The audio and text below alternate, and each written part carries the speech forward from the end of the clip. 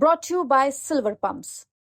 Top quality और consistent performance के लिए सिर्फ सिल्वर पंप्स नाम याद रखना। जिस प्रकार से आतंकवादियों ने चुन चुनकर हमारे निर्दोष पर्यटकों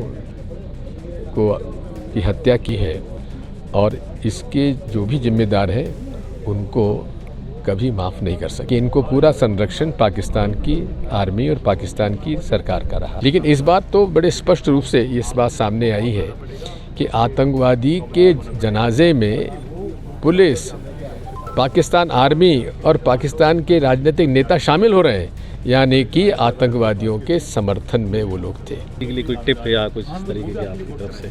बात यही है कि प्रधानमंत्री जी को जब सर्वदलीय बैठक बुलाया करें तो उसमें शामिल होना चाहिए। पाकिस्तान के बीच में जो तनाव के हालात बने हुए हैं उस पर चर्चा करने के लिए हमारे साथ मौजूद हैं पूर्व मुख्यमंत्री दिग्विजय सिंह जी। बताइए, जिस तरीके के अभी तनाव के हालात बने हुए हैं, ऐसे में जब सीज़ फायर होता है, उसका उल्लंघन होता है, तो क्या भावना आपके अंदर आती है और क्या भारतीयों के अंदर आती है? बात यह है कि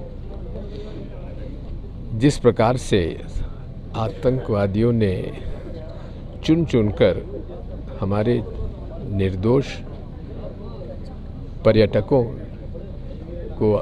की हत्या की है, ये हमारे लिए एक बहुत ही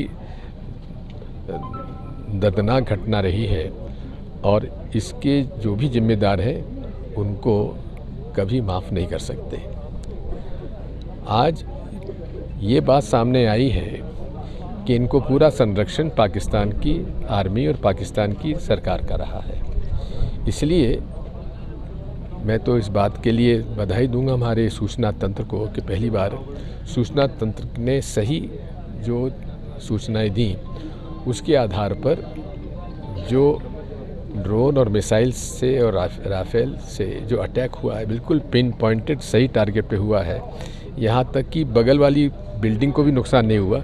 जहाँ आतंकवादियों का परिवार रहता था वहाँ अटैक हुआ है।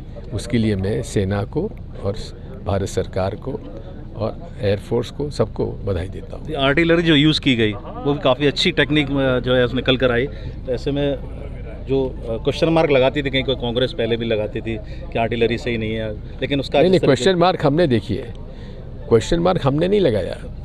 बात यह कि पुलवामा के बाद जो बालाकोट का हमला हुआ था उसमें आप पता लगा लीजिए कि इंटरनेशनल प्रेस ने क्या कहा था।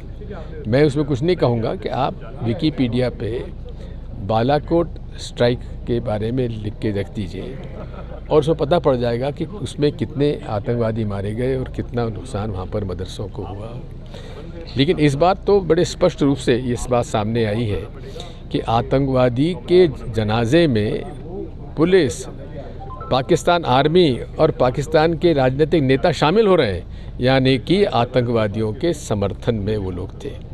राहुल गांधी जी का स्टैंड क्या है अभी, आया खरगे जी का? हम लोगों का सबका स्टैंड एक ही है कि संकट की घड़ी में हम लोग भारत के सरकार के साथ है, भारत की सेना के साथ है और उन्हें जहां हमारी ज़रूरत होगी हम उनका पूरा समर्थन। प्रधानमंत्री जी के लिए कोई टिप या कुछ इस तरीके की आपकी तरफ से? बात यही है कि प्रधानमंत्री जी को जब सर्वदलीय बैठक बुलाया करें तो उसमें शामिल होना चाहिए। युद्ध के लेकर ये दिग्विजय सिंह जो जिस तरीके का पहलगाम में हमला हुआ उसको लेकर और भारत और पाकिस्तान के बीच में जो तनाव के हालात हैं उनको लेकर अब एमपी तक से एक्सक्लूसिव जो उन्होंने चर्चा की है वो आपने देखा ही। एमपी तक के लिए गुना से विकास दीक्षित की रिपोर्ट।